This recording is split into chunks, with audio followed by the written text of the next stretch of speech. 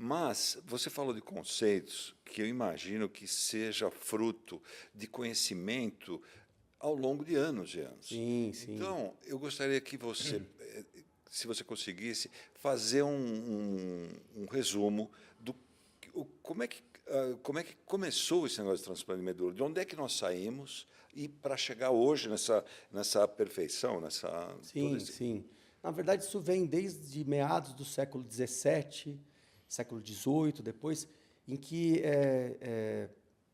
existia assim, um entendimento, no século XVII, por exemplo, que o tutano, né, quando você pega um osso de boi, ou um osso de galinha, quebra o osso, aquele materialzinho que você vê meio amarronzado, meio arroxeado, que se você desse aquilo para a pessoa comer, né, você poderia tratar, às vezes, quadros de anemia, vamos dizer assim, né, anemia grave, que muitas vezes era até leucemia, mas assim, quadros em que você tinha uma situação que faltava sangue, bom, em última análise, você tentava repor isso fazendo esses caldos, esses poções, usando esse material de dentro dos ossos, vamos falar dessa forma, né? Isso depois foi sendo aprimorado, até que no século XIX tem um autor chamado Neumann, da Universidade da Prússia, né, que ele conseguiu detectar que dentro desse material existia, eventualmente, alguma coisa que gerava a produção do sangue que a gente tem circulando, como eu citei anteriormente.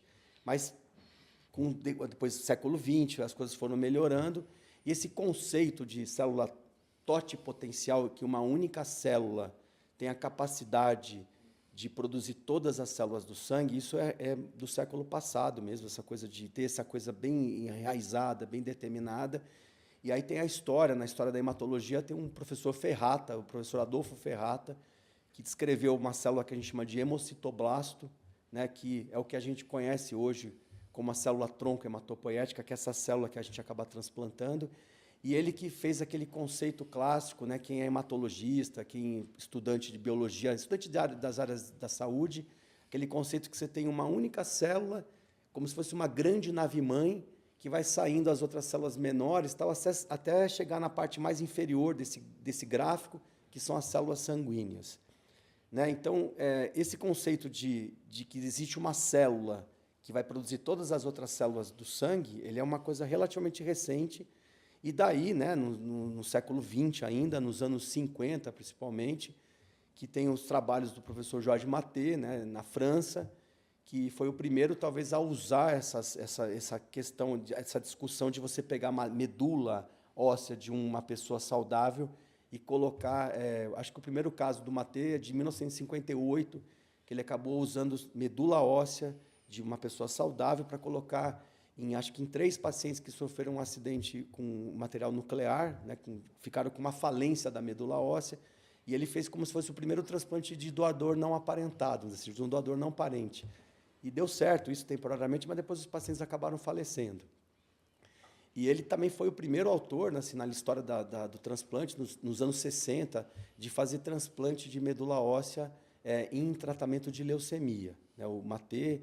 Depois teve os trabalhos do Dr. Donald Thomas, também na Universidade de Seattle, né, que depois aprimorou isso, vamos dizer assim, porque até então era algo assim, em Seattle, né, na Universidade de Washington, era algo assim meio... Ninguém queria fazer isso, que morria todo mundo, sabe? Já tinha gente estudando isso, e o Thomas foi a pessoa que defendeu assim, o grande trabalho do professor Thomas, que até fez com que ele fosse laureado com o Prêmio Nobel nos anos 1990, né, por causa desses estudos dele.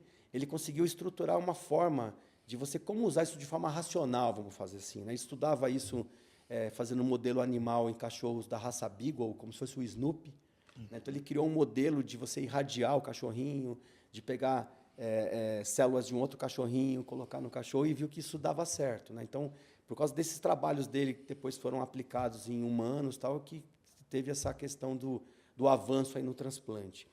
Mas teve várias coisas na história da medicina que foram fundamentais, né, para a questão do transplante dar certo.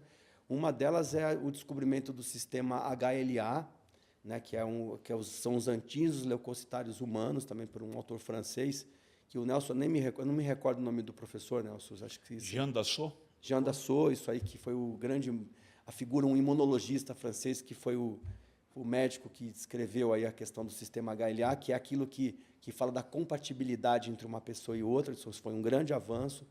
Isso também nos anos 60. A descoberta, nos anos 80, da ciclosporina, que é um imunossupressor aí que a gente utiliza no transplante.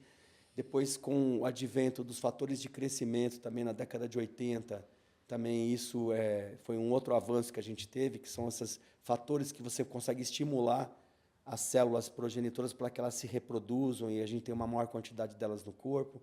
Então, acho que são os principais avanços aí da medicina, né, assim, da parte de transplante.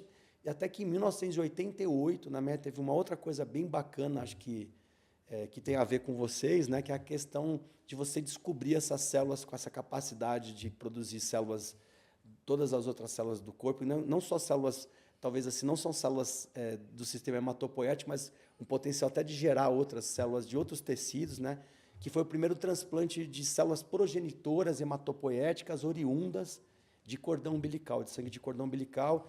Então, o primeiro transplante pelo professor Broxmeier. Hal Broxmeier. Como é que é? Eu sei, é Broxmeier, né? É, Broxmeier. Broxmeier. Em 1988, junto com a doutora Eliane Gluckman, da francesa, Broxmeier, americano, né, e com a doutora Eliane Gluckman, fizeram o primeiro transplante de célula de cordão umbilical, de transplante de cordão, numa criança com anemia de Fanconi. E no Brasil, né, a gente fez o primeiro transplante de cordão umbilical em 1995, bem bacana, né, aqui no Brasil, com o pessoal do Serviço de Transplante de Medula Óssea de Jaú, aqui no interior de São Paulo. Então, tem várias coisas. Transplante de medula no Brasil, né, o Nelson vai lembrar disso, o primeiro foi feito em 1979 pelo professor Pasquini, na Universidade do Paraná, Federal do Paraná, em Curitiba, e teve depois vários serviços que foram fazendo isso. No HC, onde a gente fez formação, foi em 1988. Em 83, né, hoje não tem mais, mas foi feito transplante de medula no servidor público estadual. Em 82, no INCA, no Instituto Nacional do Câncer, no Rio de Janeiro. Então, teve o advento assim, do transplante no nosso meio, foi da década de 80 para cá. Não sei se também ficou claro aí. Está tão claro que quando o entrevistado manja do assunto, ele acaba queimando as próximas perguntas, né, meus ouvintes. Mas eu vou falar alguns nomes que ele comentou, só para ficar muito frisado a importância deles na história da medicina, né, geral, e também no transplante, que foi o Georges Maté, que você comentou, francês, que foi, eu não sei se o Ulisses concorda, eu sei que a forma como ele fez o transplante pode ter sido com menos tecnologia com que você faz hoje, mas é importante ser o primeiro, né, Ulisses? Porque que liderou, né? Muito se fala do Dr. Donald Thomas, né, de Seattle, que ganhou o prêmio Nobel, mas eu vejo o Maté como a grande figura aí do transplante de medula óssea, talvez tão importante quanto o Dr. Donald Thomas. E, né, acho que eu lembro desse nome. E o Maté não ganhou o prêmio Nobel, né? Não. E muito pouco falado, né? Primeira pessoa que eu ouvi falar na minha história de vida como médico no Hospital das Clínicas foi por esse ser humano, aí, Ulisses, que falou um dia para mim: Nelson, não esqueça do Georges Maté. Por isso que eu coloquei numa das questões que você já respondeu, o Jean Dassault, que o HLA, eu acho que foi fundamental, né, para a segurança. Jean Dassault também ganhou o prêmio Nobel de Medicina e Fisiologia. Ele ganhou 10 anos antes do Thomas, em 1980, o Jean Dassault. E o Hal Broxmeier e Eliane Gluckman, você também pontuou. Broxmeier, se não me engano, eu não sei se ele era do Banco de Sangue de Nova York, né? Do banco de, eu não sei se tinha alguma coisa, não sei. Eu não lembro do local, mas ele foi um dos líderes. Foi um dos líderes. Acho que, se não me engano, ele é da Universidade de Indiana. Tá. Que ele fez o primeiro banco de cordão lá, quando ele viu a importância do sangue de cordão umbilical. E aí, junto com a Eliane Gluckman, fizeram o transplante na França, né? Na França, numa criança com Fanconi, isso mesmo. Foi na França. Não me recordo o nome do jovem que ele faz hoje palestra sobre a importância do sangue de cordão umbilical, em virtude de ter sido o primeiro, né? E continua... Está bem. Ele está bem. Exatamente. Matthew Farrell, exatamente, Luiz, exatamente. Mas indo em função disso, né? Então, você falou, acho que ficou claro, eu não consigo nem pontuar o que é mais importante do que você falou ou menos importante. Foi muito claro a linha, no meu ponto de vista. Hoje, tecnicamente agora, direto, quais são as fontes de células-tronco para transplante? O que você usa no dia a dia? Quais são as diferentes fontes e como é que você coleta? Porque a pergunta que muitas vezes os clientes e interessados nesse assunto me fazem é: olha, vocês tiram, vocês abrem cirurgicamente o tutano para tirar, e quando vocês põem, fazem o transplante, vocês abrem o osso para colocar dentro. Deve ser uma explanada sobre diferentes fontes que tem e como coleta, né?